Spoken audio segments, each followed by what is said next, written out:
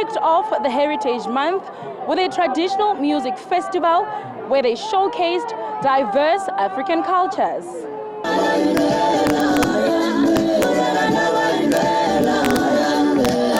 The organizer says the aim is to promote Africa's heritage. We are here to implement one of our programs called the Remote Village Art Festival.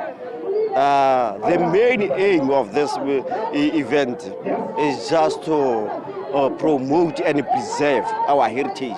Artists who performed represented South Africa and neighboring countries Lesotho and Botswana.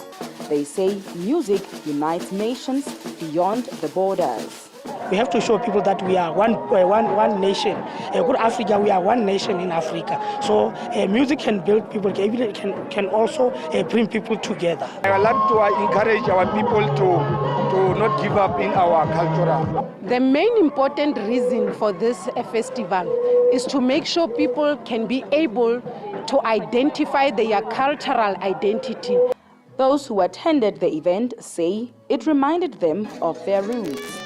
Because I'm a cultural woman, I love the performance that I see at the close grounds. This event is very, very important for our kids because they will know their basics, they will know their background. This event is very important to our children.